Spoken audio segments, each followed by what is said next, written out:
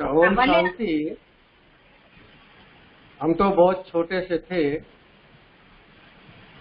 करीब 7-8 वर्ष के, तभी पूरा ही परिवार बाबा के ज्ञान में आ गया और हम भी साथ साथ जो है बाबा के ज्ञान में चलने लग गए। ज्ञान तो कोई बहुत ज्यादा समझ नहीं थी, उस समय आयु भी छोटी थी, लेकिन शिव बाबा को याद करते थे और जब योग में बैठते थे उस समय शिव बाबा का साक्षात्कार होता था, शिव बाबा दिखाई देता था। और एक बार ऐसे लगा कि मैं ब्रह्मा बाबा वतन में जैसे जाते ना ध्यान में, तो ध्यान तो नहीं कहेंगे, साक्षात्कार कहो या जो भी समझो, ब्रह्मा बाबा भी दिखाई दिए। तो उससे हमारी इच्छा जो है, थोड़ी लगन जो है बाबा की तरफ और बढ़ने लग गई। और मेरे से पहले अपनी जो टीवी जी हैं विद्या बहन जी, वो समर्पित हो गई और लौकिक माता जी भी समर्पित हो गई थी। मुझे कई बार ये ख्याल आता था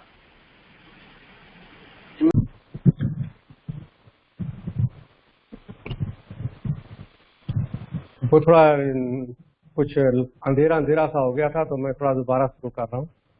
तो मेरी इच्छा होती थी कि जहाँ पर हमारी लौकिक माता जी और बड़ी बहन जी विद्या बहन जी गई हुई है बाबा के पास, तो मैं भी बाबा के पास जाऊं, ये मेरे को एक संकल्प आता था। तो मैंने पिताजी को कहा, अपने लौकिक पिताजी को, कि मुझे भी बाबा के पास जाना है। उन्होंने कहा अभी तो आप बहुत छोटे हो, बाबा तो छोटे बच्चों को कहाँ बुलाएंगे। तो इस प्रकार से उन्होंने ऐसा कह के जो है हमें चुप करा दिया। लेकिन मेरे मन में जो संकल्प चलता था, मेरे को ख्याल आया कि मैं भी बाबा को एक पत्र लिखूं, क्योंकि उस समय बाबा का पत्र हमारे लौकिक घर में आता था और लौकिक घर में जब बाबा का पत्र आता था तो पिताजी सभी को सुनाते थे वो पत्र। तो इतना मुझे मालूम था कि बाबा को पत्र लिखा जा सकता है और बाबा को उसका जवाब मतलब बाबा देते हैं पत्रों का। तो इस तरह से मैंने बाबा को पत्र लिखा कि बाबा मुझे ऐसे ऐसे आपका साक्षात्कार हुआ और मैं शिव बाबा को याद करता हूँ। मैं छोटा तो जरूर हूँ, लेकिन आपके पास मुझे आने की इच्छा होती है कि मैं आपको मिलूं, आके आपको के पास आऊं मधुबन में। तो बाबा ने जो हमारा ये पत्र पढ़ा, तो उस पत्र में मैंने एक लाइन और भी लिख दिया था कि बाबा मैं कैसे पहुंचूंगा आपके पास, मैं तो छोटा हूं। तो बाबा ने जब ये पत्र पढ़ा तो बाबा ने मुझे पत्र का उत्तर दिया, कहा कि बच्चे तो बहुत छोटा है बच्चे, लेकिन बाबा के पास जो है वो आ सकते हैं। तो बाबा के 4 लाइनों का पत्र था, वो 4 लाइन मैं आपको पढ़ के सुना रहा हूं। तो बाबा ने पत्र में लिखा कि नूरे रत्नों पर याद प्यार बात समाचार कि पत्र शिव बच्चे का पाया, मन में हर्ष हुआ। बच्चा तो अभी छोटा है लेकिन बाबा के पास आ सकते हैं। तो इस तरह से बाबा का पत्र के मतलब जो उत्तर था, बाबा का जो पत्र था वो मुझे मिला और पिताजी ने भी वो पत्र पढ़ा। और ये जो पत्र मैंने जब बाबा को लिखा तो पिताजी को मालूम था कि हम लिख रहे हैं बाबा। तो वो पत्र जब पिताजी ने पढ़ा और आसपास वालों ने भी सुना तो उन्होंने कहा देखो अब तो आपको कोई रुकावट नहीं है, आप बहुत भाग्यशाली हो जो आपको बाबा ने खुद ही पत्र लिखा है और लिख करके आपको बुलाया है। लेकिन उस पत्र में ये भी लिखा था बाबा ने, जो मैंने बाबा को पत्र में लिखा कि मैं आपके पास कैसे पहुंचूं, बाबा ने उसमें लिखा कि आप दिल्ली चले जाओ और दिल्ली में बड़ी दीदी मनमोहिनी जी रहती हैं, वो आपका प्रबंध कर देंगी मधुबन में आने के लिए। तो किसी तरह से हम दिल्ली पहुंच गए। लौकिक पिताजी ने कानपुर तक पहुंचा दिया था, क्योंकि कानपुर के सेंटर में लौकिक माता जी रहती थी। और फिर वहां से एक भाई दिल्ली जा रहे थे, अपने बीके भाई, आप जानते होंगे, बहुत पुराने भाई, बाबा के अनन्य रतन थे वो, गुरुमुख जी और खन्ना जी। वो रेलवे में ही सर्विस करते थे उस समय कानपुर में, और वो किसी कार्य से दिल्ली जा रहे थे, तो उन्होंने मुझे गुलजार दादी जी के सेंटर पर पहुंचा दिया, और गुलजार दादी जी ने बड़ी दीदी से मिलवा दिया। तो बड़ी दीदी ने हमसे पूछा कि भाई आप कैसे आए हो। मैंने वो पत्र बाबा का दिखला दिया बड़ी दीदी जी को। तो बड़ी दीदी जी ने कहा कि पत्र तो बाबा का है, लेकिन इतने छोटे बच्चे को कैसे बुला लिया। सब वो पत्र देख के हैरान होते थे, मतलब सबको एक आश्चर्य सा लगता था कि बाबा ने छोटे से बच्चे को बुलाया है पत्र लिख करके। तो सभी जो भी मिलते थे हमको बड़े उमंग उत्साह दिलाते थे, कहते थे आप तो बहुत भाग्यशाली हो। तो हमको वो जैसे कि बचपन से ही बड़ी ये खुशी रहती थी कि देखो हम भाग्यशाली, बाबा ने मुझे बना दिया। वैसे तो हमें कोई भाग्यशाली कहता नहीं था, लेकिन आज बाबा का जब पत्र आया तो सचमुच बाबा ने भाग्यशाली बना दिया। तो बड़ी खुशी रहती थी, बड़ा नशा रहता था कि हम बाबा के पास जा रहे हैं, बाबा ने हमको बुलाया है। तो जब बाबा के पास मधुबन में पहुंचे तो उस समय बाबा ने कहा कि देखो बच्चे, आज बाबा बच्चों से पिकनिक करेंगे। बच्चे आए हुए हैं और पिकनिक करेंगे बाबा बच्चों से। तो ज्यादा बच्चे नहीं थे दिल्ली से, जो भाई मुझे ले गया था, एक भाई वो थे, एक मैं थे, और कोई 2-3 रहे होंगे, और मम्मा भी आई हुई थी बॉम्बे से। तो बड़ा भाग्यशाली दिन था वो। तो बाबा और मम्मा ने हमारे साथ पिकनिक किया। हम सभी बैठे, ज्यादा भाई बहने नहीं थे, थोड़े से ही 15-20 भाई बहने थे। और उस समय मधुबन में समर्पित भाइयों में भी कोई भाई नहीं था। पहला नंबर ही, पहला कुमार जो है, बाबा ने मुझे मधुबन में समर्पित किया। सिर्फ पुराने 3-4 भाई रहते थे, जैसे दादा विश्वतन, चंद्रहास जी, आनंद किशोर दादा जी, विश्व किशोर जी, ये जो पुराने दादा जिनको कहते हैं वो थे। वो अब तो नहीं है, वो तो सब अव्यक्त हो गए। लेकिन ये भी हमें खुशी थी, और सब मुझे कहते भी थे कि देखो आपको बाबा ने समर्पित किया है, और मधुबन में सबसे पहला कुमार आप ही हो जो समर्पित हो। और मम्मा ने कहा कि यहाँ पर सीरियल नंबर मिलता है, तो वो सीरियल नंबर आपको जो है समर्पित का पहला पहला सीरियल नंबर मधुबन का आपको दिया जा रहा है। तो और भी मुझे खुशी हो गई। फिर मेरे बाद जमुना प्रसाद भाई भी समर्पित हो गए, उनको दूसरा नंबर, सीरियल नंबर दिया समर्पित का। खैर बाबा ने मुझे कहा, पूछा कि बच्चू कहाँ रेवना से आए हो। मैंने कहा जी बाबा। बाबा ने दृष्टि दिया, और मुझे एक ख्याल आया कि बाबा को एक छोटे से गांव का नाम भी याद रहता है। और जब बाबा दृष्टि दे रहे थे तो मैं अपने आप को तो भूल गया, और मैं बाबा की गोदी में चला गया। और बाबा को मैंने कहा कि बाबा, मैं 5000 वर्ष पहले भी आपसे मिले थे, पिकनिक किया बाबा के साथ। पिकनिक के बाद फिर बाबा और मम्मा की गोदी में सभी भाई बहने गए। और मम्मा देखो, कुमारी होते हुए भी ऐसा लग रहा था कि जैसे कि मम्मा जो है वो कोई छोटी नहीं है, लेकिन एक बड़ी आयु की लग रही थी। उनका बोलना, उनका बात करना, उनका चलना बहुत ही रॉयल था। और मम्मा शांत रहती थी, गंभीर थी, लेकिन गंभीर होते हुए भी मम्मा रमणीकता और गंभीरता का बैलेंस रखती थी। ऐसे लगता था कि मम्मा गंभीर तो है, लेकिन जब मुस्कुराती थी कि कोई भी व्यक्ति उनसे मिलता था तो मम्मा मुस्कुरा के मिलती थी, बात करती थी, तो ऐसे लगता था कि केवल गंभीर ही नहीं है, लेकिन मम्मा गंभीर के साथ साथ रमणीक भी है। मतलब दोनों का बैलेंस है, जिसको का बाबा कहते हैं ना, बैलेंस रखो। तो बैलेंस रखने से ब्लेसिंग भी मिलती है। तो मम्मा हम बच्चों को सदैव यही कहा करती थी कि सोमान में रहो। तो मम्मा क्या करती थी, रात को कचहरी कराती थी। और कचहरी का मतलब कोई ऐसा कुछ नहीं, कचहरी मीन्स हम बच्चों को आगे बढ़ने के लिए हम पोता मेल कैसे रखें, अपनी दिनचर्या को कैसे ठीक करें, वो मम्मा सिखलाती थी। तो उसका नाम कचहरी दिया हुआ था। उसमें मम्मा पूछती थी कि सब राजी खुशी हैं, मौज में हैं। तो सभी कहते थे हाँ मम्मा मैं तो राजी खुशी हूँ, मैं तो मौज में हूँ।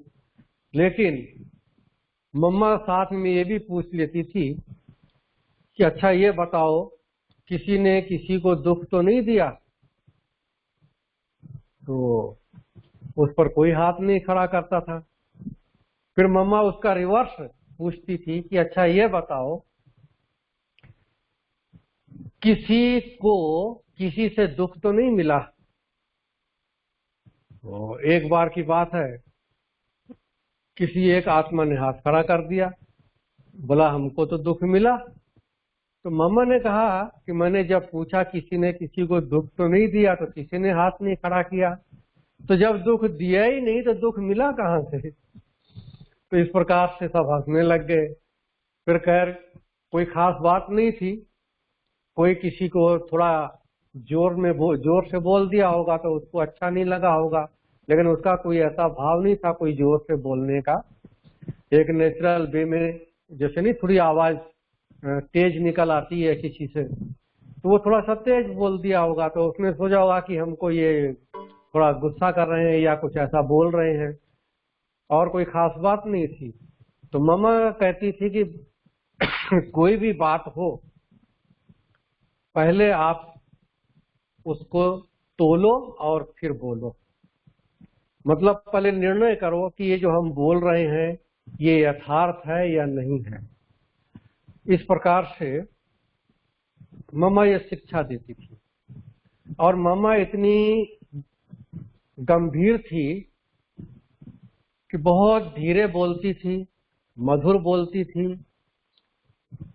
जिसके साथ बातचीत करती थी केवल वही व्यक्ति सुनता था, या उनके सामने उनके साथ वाला खड़ा होगा वही सुनेगा, ज्यादा दूर तक आवाज नहीं जाती थी। तो इस तरह से मम्मा बहुत ही मधुर शब्द बोलती थी।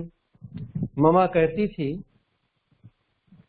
कि देवता बनना है हमको, जब देवता बनना है तो उसके लक्षण हमको तो अभी से ही धारण करने हैं ना। ये थोड़ी कि हम सतयुग में जाके वो धारण करेंगे, अभी से धारण करेंगे, तब हम फरिश्ता बनेंगे, तभी हम देवता बनेंगे। और जितना जितना धारण करेंगे उतना ही सर्वगुण संपन्न बनते जाएंगे। मम्मा मिसाल देती थी कि देखो चंद्रमा 16 कला संपूर्ण बनता है, धीरे धीरे कलाएं बढ़ती जाती हैं। तो आप बच्चों की भी धीरे धीरे कलाएं जो है वो संपन्नता का, संपूर्णता का जो है बढ़ते बढ़ते बढ़ते आप भी 16 कला संपूर्ण, संपूर्ण, निर्विकारी, मर्यादा पुरुषोत्तम, अहिंसा, परमो धर्म बन जाएंगे। तो मम्मा सदैव एक शिक्षा देती थी कि जब भी हम चलते हैं या कोई किसी भी कार्य से हमें कहीं फास्ट भी चलना पड़ता है, तो ये ध्यान रहे कि हमारे चलने में आवाज ना हो। जैसे कई लोग आपने देखा होगा कि चप्पल घिस करके चलते हैं या जूता घिसता हुआ चलता है, खटपट की आवाज होती है।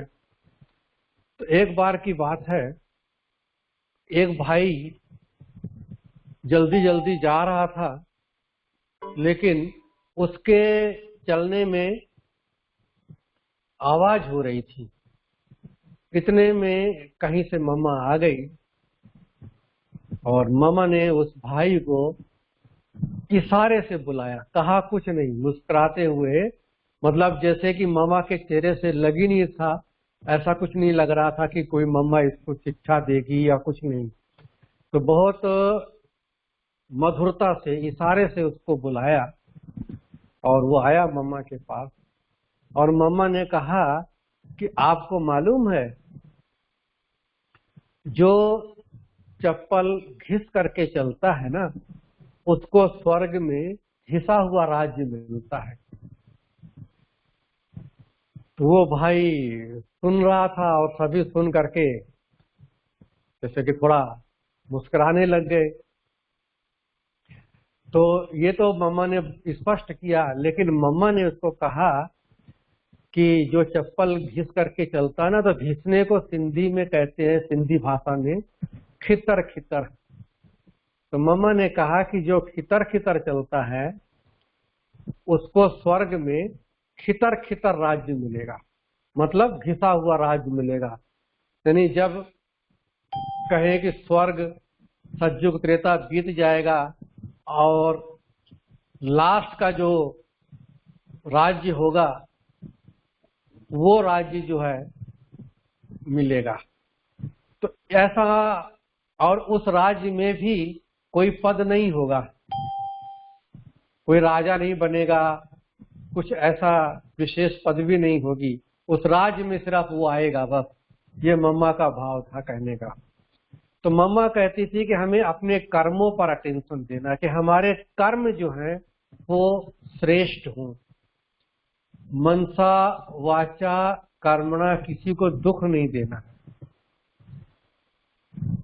मम्मा कहती थी कि अगर किसी ने दुख दिया भी है ना, तो उस समय उसको कुछ नहीं कहो, बाद में आप धीरे से उससे समझो कि भाई ये बात थी, तो आपको वो बताएंगे।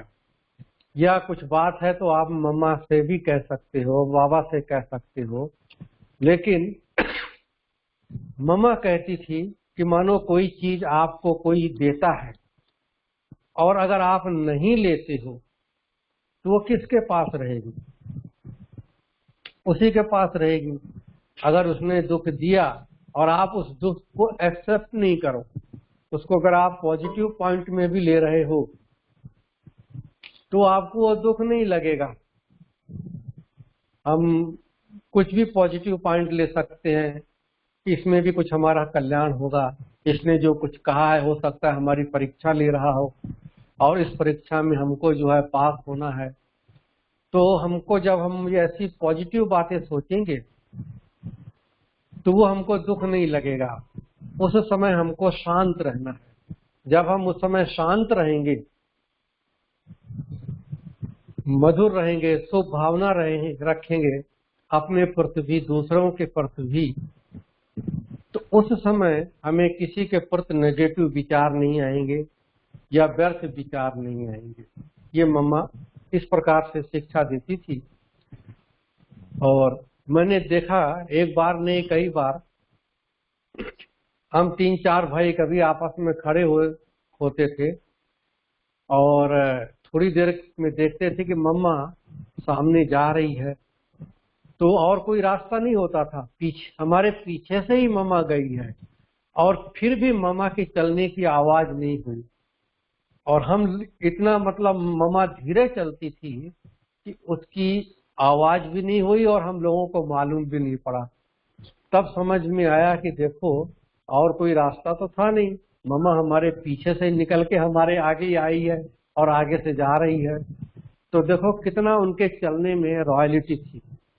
तो जब मम्मा बाबा के पास आई, उस समय आते ही जब बाबा की दृष्टि मम्मा के ऊपर पड़ी तो मम्मा ने यही कहा कि राधे आ गई। और फिर मम्मा ने कहा कि ये भविष्य में भी राधे और श्री लक्ष्मी बनने वाली है। तो देखो, जो मम्मा ने लक्ष्य रखा कि हमें भविष्य में लक्ष्मी बनना है, राधा बनना है, तो कहते हैं कि जैसा लक्ष्य होगा वैसे ही हमारे लक्षण होंगे। तो उस लक्ष्य को धारण करके, और मम्मा ये चेक करती रहती थी कि जो लक्ष्मी की महिमा है वो महिमा हमारे अंदर, वो क्वालिटी हमारे अंदर कहाँ तक आई है। ऐसी चेकिंग, महीनता की चेकिंग करते करते मम्मा जो है आगे चली गई। और हम लोग कभी कभी, जो हमने बताया कि हम लोग कचहरी मम्मा कराती थी, मतलब पुरुषार्थ हम कैसे करें। एक बार एक भाई ने कहा कि मम्मा हम तो पुरुषार्थी है ना, भूल होना तो स्वाभाविक है। तो मम्मा ने मुस्कुराते हुए बताया कि पुरुषार्थी का वास्तविक जो अर्थ है ना, उस अर्थ में हमको टिकना है। अगर हम पुरुषार्थी की वास्तविक अर्थ में टिकेंगे तो हमसे भूल होगी ही नहीं। तो वो भाई ने कहा कि मम्मा पुरुषार्थ में तो भूल होती है ना, हम तो संपन्न थोड़ी बने हैं। तो मम्मा ने बताया कि पुरुषार्थ का सही अर्थ क्या होता है। पुरुषार्थ का जो सही अर्थ है वो ये है कि मैं पुरुष यानी आत्मा, पुरुषार्थ, पुरुष प्लस अर्थ, अर्थात हम आत्मिक स्वरूप में अपने आप को टिकाएं, आत्मा के अर्थ में टिकाएं, उसको कहा जाता है पुरुषार्थ। हम अपने आप को आत्मा के जो मुख्य गुण हैं, ज्ञान स्वरूप, प्रेम स्वरूप, शांत स्वरूप, आनंद स्वरूप, सुख स्वरूप, पवित्र स्वरूप, ये जो आत्मा के लक्षण हैं, ज्ञान स्वरूप, तो जब हम आत्मा को, अर्थात अपने आत्मा को इस अर्थ में टिकाएंगे, इसी स्वरूप में टिकेंगे, इस स्वरूप का अनुभव करेंगे, और जिसको हम दूसरे शब्दों में कहते हैं आत्मिक अभिमानी, आत्मा के स्वधर्म में टिकना। तो जब हमारा इस अर्थ में हम टिकेंगे, अटेंशन रहेगा हमारा अर्थ में टिकने का, तब मामा ने कहा कि वो है पुरुषार्थ। तो पुरुषार्थ का सही मायने मामा ने सुनाया कि पुरुषार्थ का मतलब ये नहीं कि हम ढीले ढाले हैं। पुरुषार्थ का मतलब मामा ने सुनाया कि हमारी अवस्था जो है वो बहुत अच्छी बन जाएगी, श्रेष्ठ स्थिति बन जाएगी। एक बार किसी ने मम्मा को कहा कि मम्मा फलाना जो है ना वो हमसे रिस्पेक्ट से नहीं बात करता ज्यादा,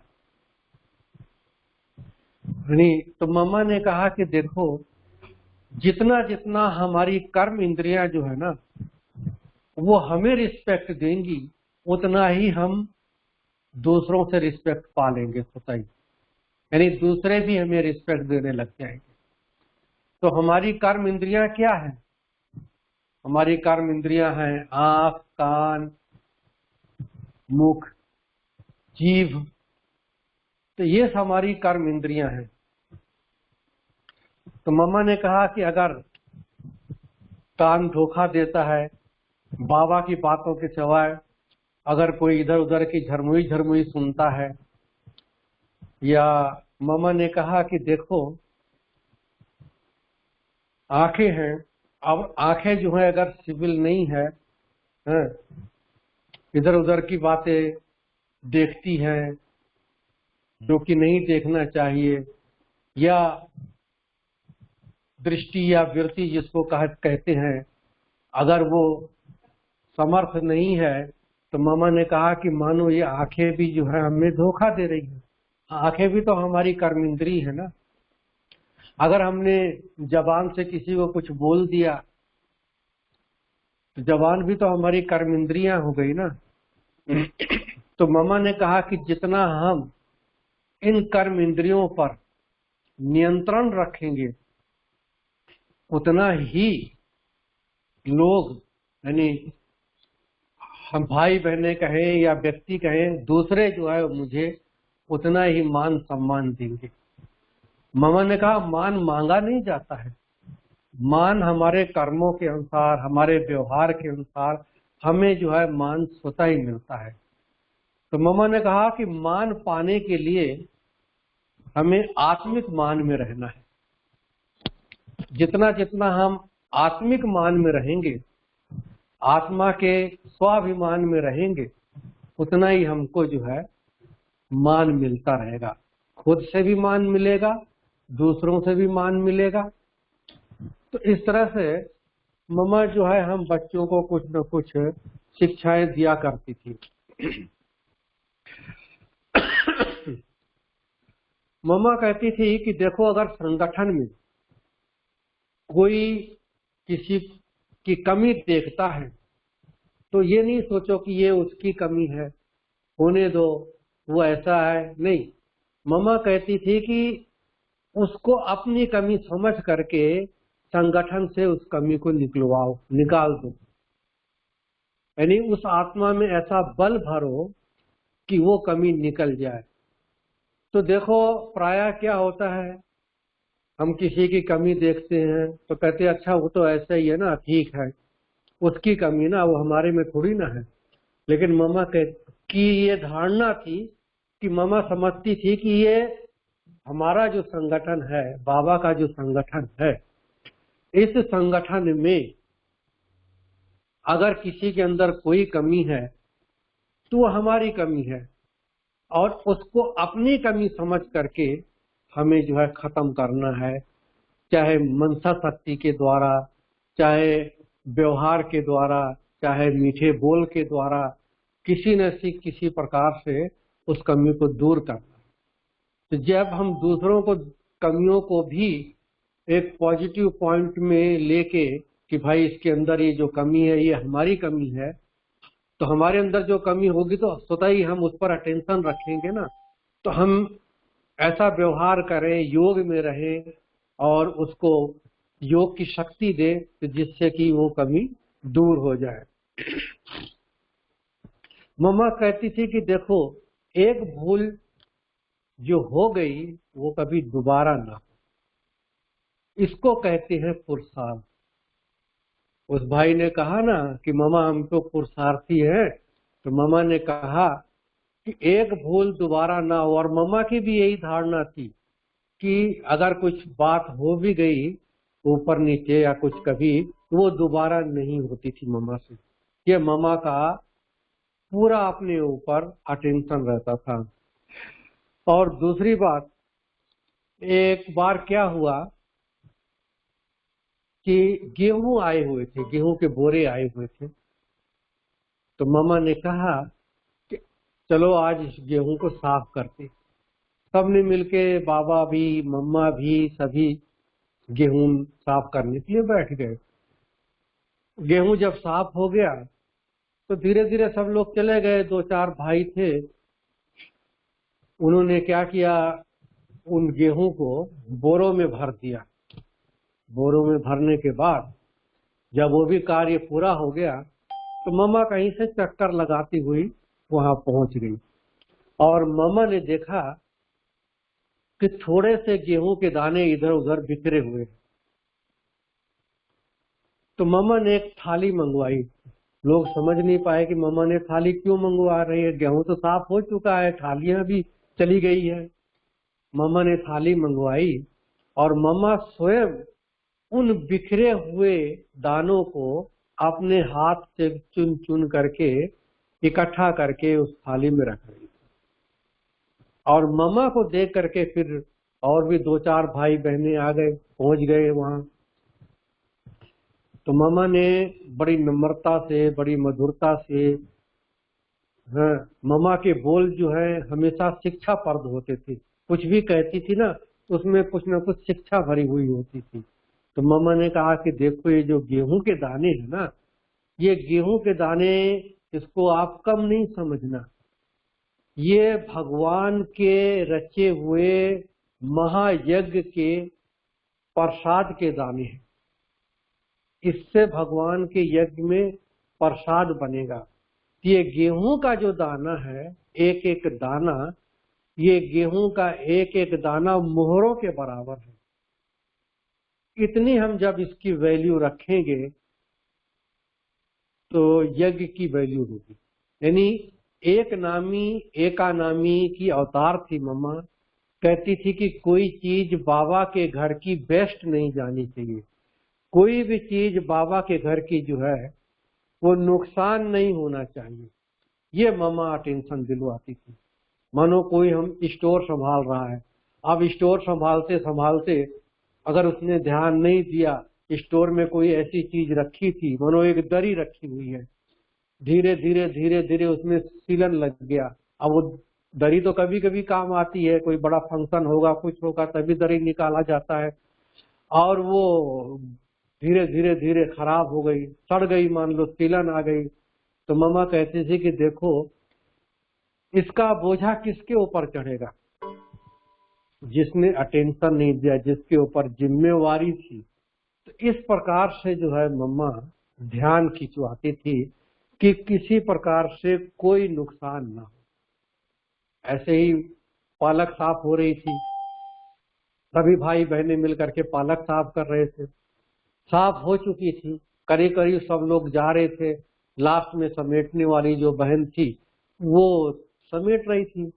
तो मामा अचानक आ गई और मामा ने कहा कि देखो ये जो फेंकने वाला आपने अलग रखा हुआ है ना, इसमें पालक के बहुत पत्ते हैं। मामा स्वयं उसमें से छोटे छोटे पत्तों को साफ करके एक टोकरी जितना, छोटी टोकरी जितना पत्ता जो है निकाल दिया। तो मामा ने कहा कि देखो ये जो पत्ते हैं इसकी जो सब्जी बनेगी ना वो मुझे देना, नहीं मेरे लिए इसकी इसमें से मेरे लिए सब्जी बनाना। तो इस प्रकार से मामा का कहने का भाव कि एक व्यक्ति की सब्जी आराम से जो है उस पर बन सकती थी। तो ये इस तरह से छोटी छोटी बातें बाबा के यज्ञ का नुकसान ना हो, इस प्रकार से जो है मम्मा अटेंशन दिलवाती थी। एक बार क्या हुआ कि कई बार मम्मा की तबीयत थोड़ा ऊंची नीची हो जाती थी, तो लेकिन लगता नहीं था कि मम्मा जो है वो कोई बीमार है। एक बार मम्मा की तबीयत थोड़ी सी ज्यादा मतलब ऐसे लगी, डॉक्टर को बुलाया गया और मम्मा के पास दो तीन बहनें बैठी हुई थी। तो जब डॉक्टर आया तो मम्मा को अपना योग युग रूहानियत और साकाश देते हुए सभी आत्माओं को आई, उसको दृष्टि दिया बाप मम्मा ने डॉक्टर को मुस्कुराते हुए। तो मम्मा की जो सेवाधारी बहन थी उससे मम्मा डॉक्टर ने पूछा कि बीमार कौन है, क्योंकि उसको ऐसे लगा कि ये जो बहन है यही बीमार है, सेवाधारी बहन, क्योंकि उसको थोड़ी फिक्र हो गई कि मम्मा की तबीयत ठीक नहीं है। लेकिन मम्मा को कोई फिक्र नहीं थी। तो उसने जब इशारा किया कि बीमार तो ये है, यानी मम्मा की तरफ इशारा किया, तो डॉक्टर ने कहा कि ये तो मेरे से भी ज्यादा तंदुरुस्त और हेल्दी लग रहा है, इनके चेहरा ही नहीं लगता कि ये कोई बीमार है। तो देखो मम्मा कहती थी कि जितना आप योग में रहोगे, रूहानियत में रहोगे, एक दूसरे को साकाश दोगे, तो आपका चेहरा जो है वो सेवा करेगा। तो सचमुच मैंने देखा कि इस तरह से बीमार होते हुए भी मामा का चेहरा जो है वो सेवा करता था। रोज बाबा और मम्मा मुरली क्लास के बाद नक्की लेक की तरफ चक्कर लगाने के लिए जाया करते थे। मैं तो छोटा था, तो जब चक्कर लगाने जाते थे तो मैं क्या करता था, जैसे मानो बाबा और मम्मा साथ में चल रहे हूँ तो मैं बीच में, दोनों के बीच में चला करता था, यानी बाबा और मम्मा के साथ साथ चला चलता था। और मेरे को बड़ा मजा आता था, और बाबा भी हमारी उंगली पकड़ लेते थे, कभी मम्मा पकड़ लेती थी। तो इस तरह से मतलब दोनों हमको जो है साथ में ले लेते थे। कभी किसी ने ये नहीं कहा कि भाई बड़ों के साथ में ऐसे मतलब बीच में नहीं आओ, बल्कि और ही स्नेह प्यार दे करके हमको साथ में लेके चलाया। तो एक बार बाबा ने मेरे से पूछा ऐसे ही हम दोनों के बीच में चल रहे थे, बाबा मम्मा के साथ साथ। बाबा ने कहा कि बच्चे, बाजार से टोली लेके खानी अच्छी लगती है क्या? तो मैंने तो लौकिक में भी बाजार से कभी टोली लेके नहीं खाया था, क्योंकि बचपन से ही सभी ज्ञान में थे और जो भी कुछ इच्छा भी होती थी वो घर में ही बन जाता था। तो कभी ऐसा कुछ बाजार से खाने की इच्छा ही नहीं होती थी, ना ही कोई आदत थी। तो मैंने बाबा को कहा कि बाबा, हमारी तो इच्छा नहीं होती है, हमें तो बस बाबा जो टोली खिलाते ना वही इच्छा होती है टोली खाने की। तो इस तरह से बाबा बच्चों का टेस्ट भी लिया करते थे कि देखो इसकी इच्छा क्या है। एक बार एक भाई ने मम्मा से पूछा कि मम्मा, आप मम्मा कैसे बन गई?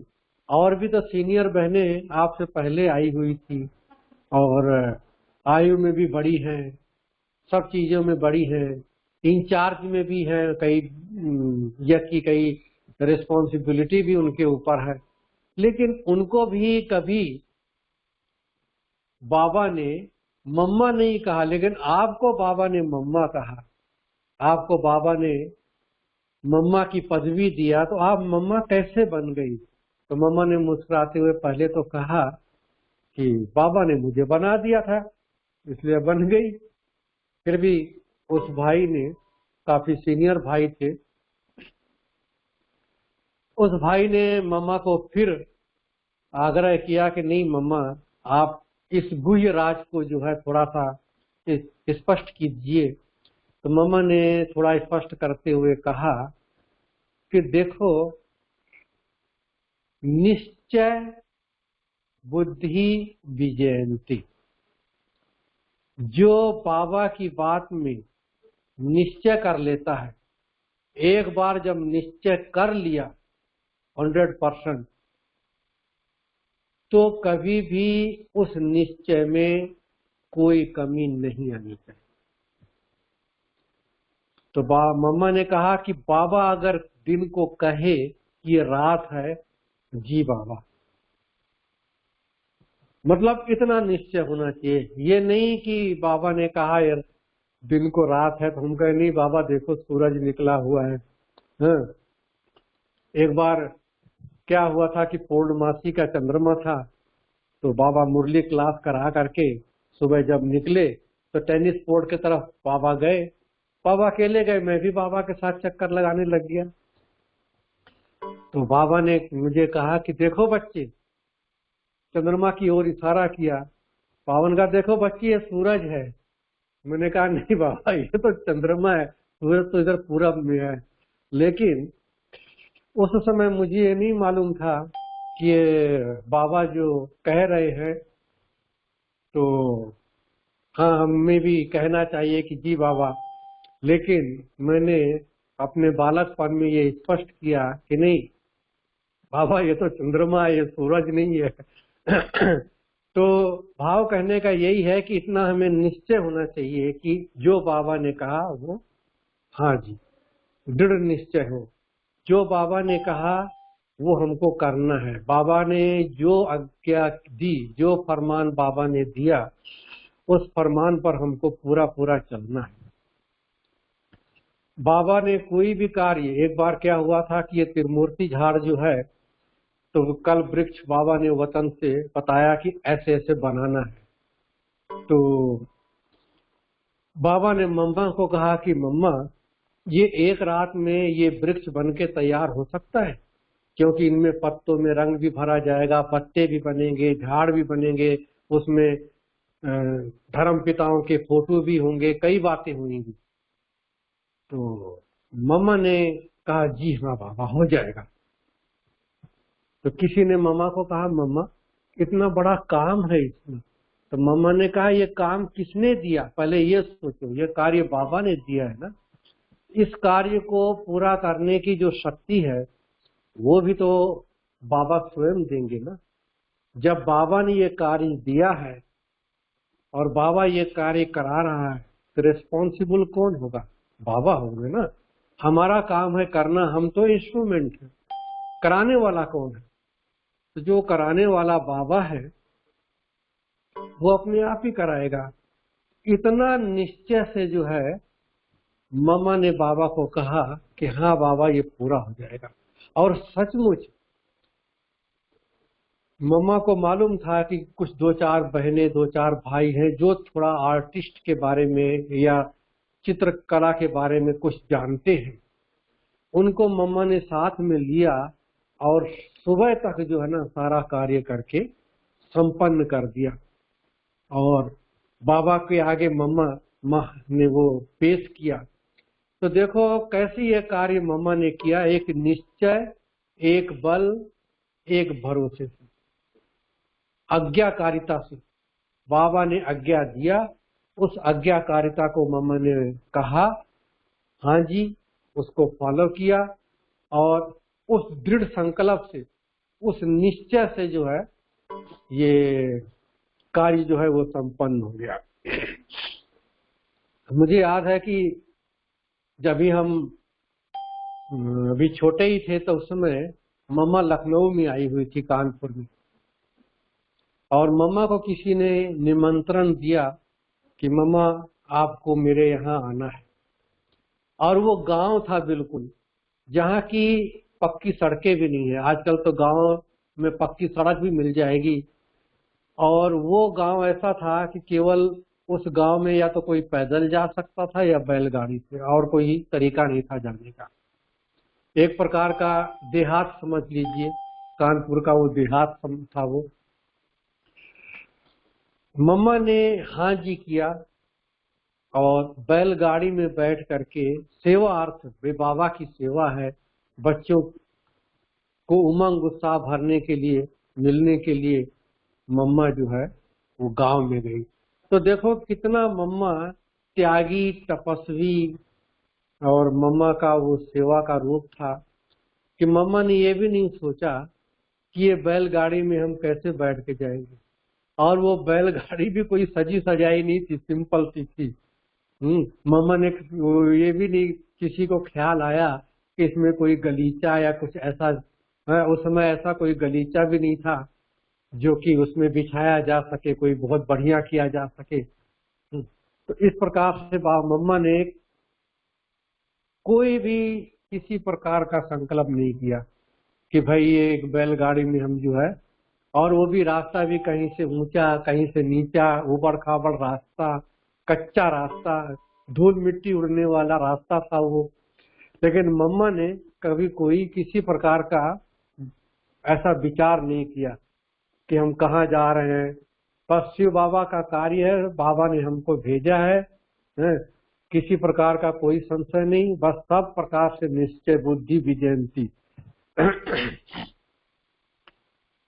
मम्मा कहती थी कि देखो कोई भी कार्य बाबा देते हैं, कोई भी कार्य बाबा कहते हैं, तो यही समझना है। मानो मुरली में भी मम्मा ने बाबा की कोई बात सुनी कि मुरली में बाबा कुछ कार्य बता रहे हैं, तो मम्मा कहती थी कि मुरली में भी ये जो बाबा ने कार्य कहा है ये मेरे लिए कहा है। मम्मा ये नहीं समझती थी कि मुरली किसी दूसरे की है, नहीं, दूसरे के लिए बाबा ने कहा है, नहीं, ये मेरे लिए कहा है। उसको मम्मा इतना अटेंशन देती थी कि ये कार्य मेरे लिए है, ये महावाक्य मेरे लिए है। हम तो कभी मुरली सुनते हैं तो कभी ये सोच चल जाता, अच्छा फलाने के लिए बाबा ने कहा होगा, फलाने में फलानी कोई कमी है ना, उसके लिए बाबा ने कहा होगा। लेकिन नहीं, मम्मा कहती थी कि ये कार्य जो है हमको करना है, ये बाबा ने जो कहा है वो मेरे लिए कहा है। तो जब मैं मधुबन में बाबा के पास गया और मधुबन में बाबा के पास जा करके 2-3 दिन तो मैं ऐसे ही घूमता रहा। 2-3 दिन के बाद बाबा ने मुझे कहा कि बच्चे आओ मेरे साथ। मेरी उंगली पकड़ करके मुझे बाबा अपने कमरे में लेके गए। वहां पर लच्छू दादी थी, तो बाबा ने लच्छू दादी को कहा कि इस बच्चे को जो है बाबा के रूम की सेवा सिखाओ। तो लच्छू दादी ने कहा कि बाबा ये तो अभी छोटा है, ये कितनी सेवा करेगा। तो बाबा ने कहा नहीं, ये बच्चा जो है कभी सेवा में ना नहीं करेगा। इस तरह से बाबा ने हमें एक वरदान दिया। और बाबा ने अपने रूम की सेवा की, मतलब वो चार्ज कहें या उस रूम की सेवा की जिम्मेवारी कहें, वो दिया। तो बाबा की रूम की हम सेवा करते थे, बाबा के लिए स्नान का पानी लेके आते थे, बाबा के लिए चाय या दूध लेके आते थे। और नहाने का जो पानी होता था, वो जिन्होंने मधुबन, पुराना मधुबन पांडव भवन देखा होगा ऊपर, वो किचन था, वहां पर किचन के पीछे जो है एक बॉयलर जलता था, उसमें से पानी लेके वहां पहुंचाना होता था। तो वो भी हमने किसी तरह से 3-4 चक्कर लगा करके और बाबा का बाल्टी भर देते थे, क्योंकि बड़ी बाल्टी तो हमसे उड़ती नहीं थी। तो बड़ी बाल्टी को भरना है तो दूसरी बाल्टियों से चक्कर लगा के, कई चक्कर लगा के बाबा के लिए पानी भर देते थे नहाने के लिए। और बाबा के रूम की सेवा करते थे। एक हफ्ते के बाद मम्मा ने मुझे बुलाया और मम्मा ने कहा कि पूरा दिन क्या करते हो। मैंने कहा मैं तो बाबा के रूम की सेवा करता हूँ। बोला और क्या करते हो शाम को। तो मैंने कहा शाम को तो बाबा मम्मा कभी वॉकिंग करने जाते हैं तो हम भी वॉकिंग पर चले जाते हैं, या बाबा मम्मा बैडमिंटन खेलते हैं तो हम बैडमिंटन खेलते हैं उनके साथ। इस तरह से हमने जवाब दिया। तो मम्मा मुस्कुराने लग गई और मम्मा कहने लग गई कि अच्छा ठीक है, बाबा के रूम की सेवा पूरी करने के बाद मेरे रूम की भी सेवा कर दिया करो। जैसे बाबा के रूम की सेवा करते हो वैसे मेरे रूम की सेवा कर दिया करो। तो देखो, एक हाथ में तो हमारे लड्डू था ही था, मैं बाबा के रूम की सेवा करता था, और दूसरे हाथ में भी मम्मा ने हमें लड्डू दे दिया कि मम्मा के रूम की भी सेवा मुझे मिल गई। मम्मा ने कहा कि वहाँ जमुना दादी होती है मम्मा के पास में, तो उनसे पूछ लेना किस समय क्या कार्य करना है। तो वो कार्य जो है उसी अनुसार मैं कर दिया करता था। तो हमारे लिए बहुत बड़ा सौभाग्य ये रहा कि जो भी बाबा के बच्चे मधुबन में आते थे वो बाबा को मिलते थे, तो बाबा उनको अपने कमरे में टोली खिलाते थे उनको।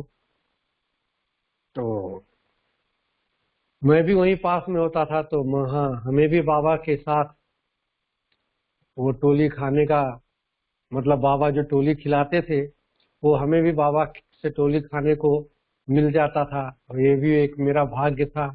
कई बार बाबा नाश्ता कर रहे होते थे तो मैं वहीं पर ही होता था, कुछ ना कुछ छोटा मोटा कार्य कर रहे होते थे। तो बाबा कभी कभी हमें बुला करके अपने हाथ से हमें वो नाश्ता भी खिला देते थे। तो इस प्रकार से छोटेपन से ही हमने बाबा मम्मा से पालना लिया। और जो बाबा से मिल करके भाई बहने मम्मा से मिलने के लिए जाते थे, इधर से मैं भी बाबा के का कार्य बाबा के कमरे का पूरा करके जब मैं मम्मा के कमरे में जाता था, तो मुझे, जैसे वो लोग मम्मा से मिलते थे तो हमें भी मम्मा से मिलने का, सेवा करने का और मम्मा से वो सेवा पाने का चांस जो है मिल जाता था। तो रोज मम्मा मम्मा के हाथ से हम टोली खाते थे। मम्मा कभी भी किसी बात में ना नहीं करती थी। मुझे याद है कि एक बार मम्मा का ऑपरेशन हुआ था तो डॉक्टर ने बोलने की मना किया था, लेकिन एक सीनियर बहन को निमंत्रण मिला था कहीं भाषण करने का। तो वो बहन मम्मा के पास गई और मम्मा को कहा कि मम्मा, मुझे तो कल ये भाषण करना है, तो मैं किस टॉपिक पर कैसे, मतलब थोड़ा सा आपसे हम गाइडेंस लेना चाहते हैं।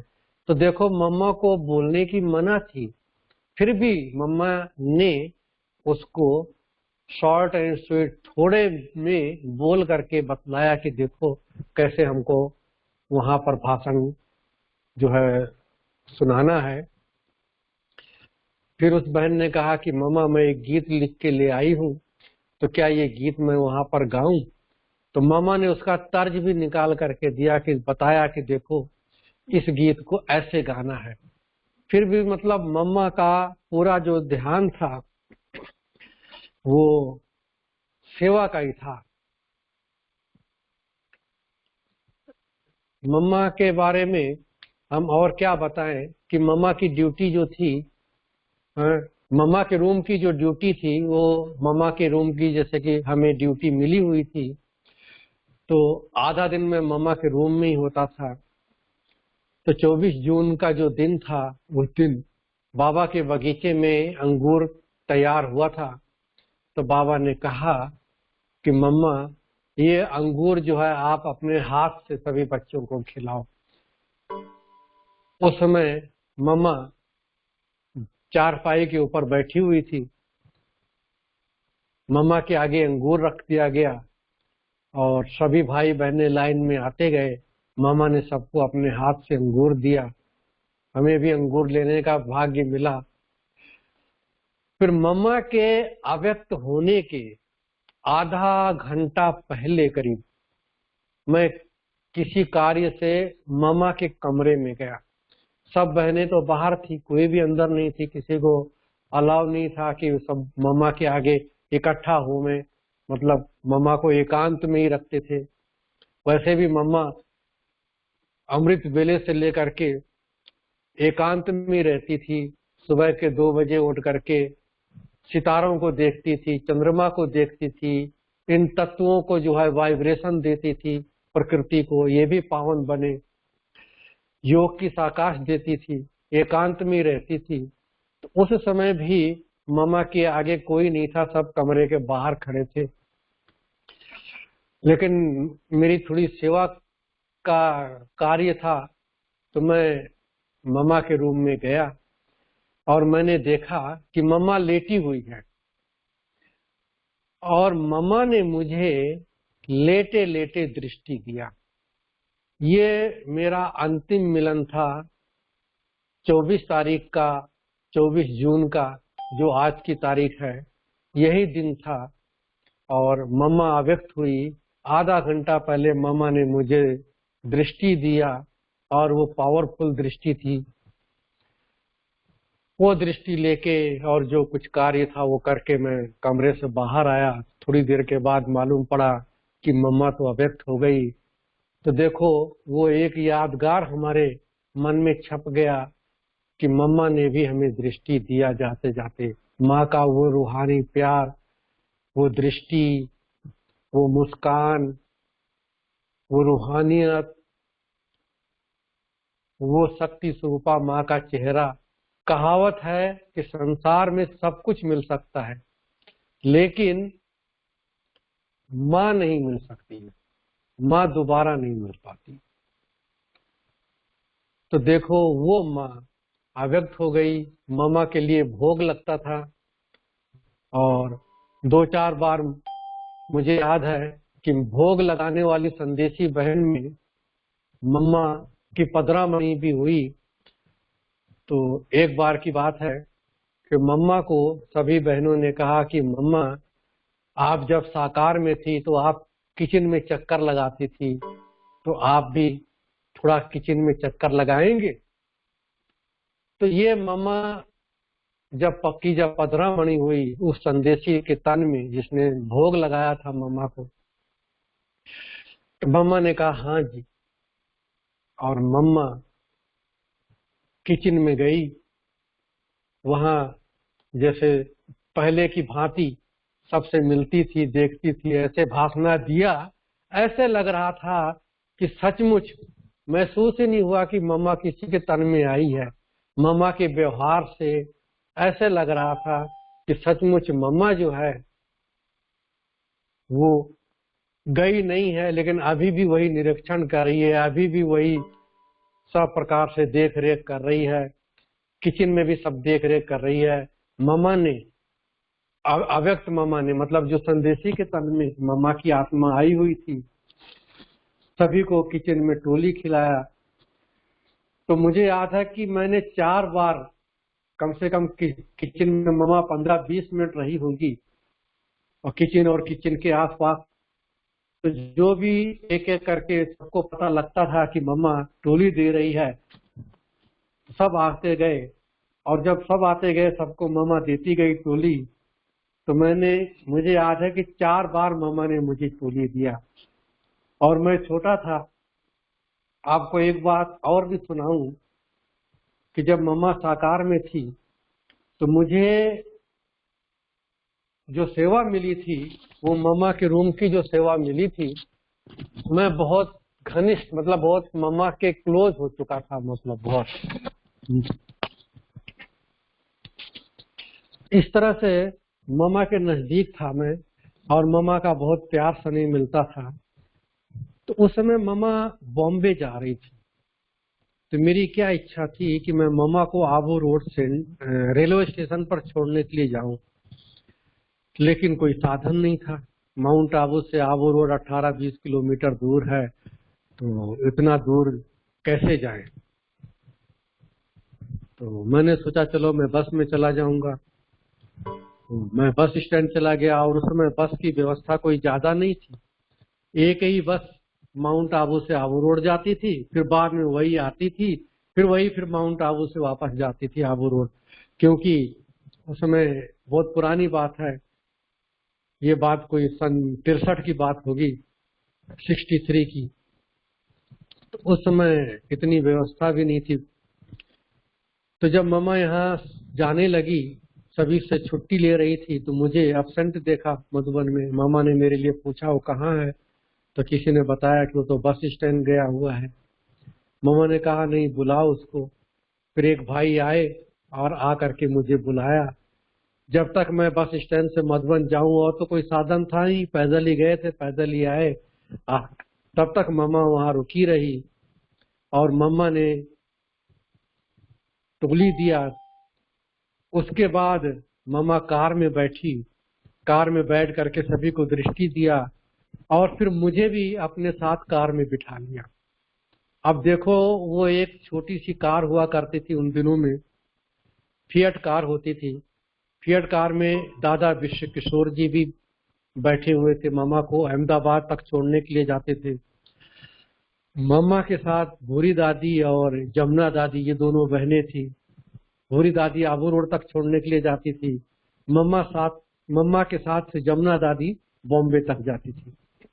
तो देखो, ऑलरेडी उस कार में 4 लोग बैठे हुए थे, लेकिन फिर भी मम्मा को जो ये पता लगा कि मेरी इच्छा थी कि मैं भी मम्मा को छोड़ने के लिए आबू रोड तक जरूर जाऊं, तो मम्मा ने मुझे अपने साथ कार में बिठा लिया। वो देखो, कभी मम्मा को ये भी नहीं ख्याल आया कि इतनी कंजेस्टेड है कार में, जगह कहाँ है, लेकिन मम्मा ने इतना स्नेह दिया, इतना प्यार दिया। अब वो रोड तक जाते जाते वो मम्मा का वो स्नेह, वो दुलार, वो प्यार मुझे याद रहा। और फिर तो मम्मा को मैंने सी ऑफ किया आबू रोड में। तो आज हमने आपको मम्मा के बारे में सुनाया, का समय भी काफी हो गया, और आप लोग सुन रहे होंगे। तो इस तरह से मम्मा के बारे में आज आपको सुना रहे हैं, फिर कभी बाबा के बारे में सुनाएंगे। अच्छा, ओम शांति। और अर्चना बहन जी, आप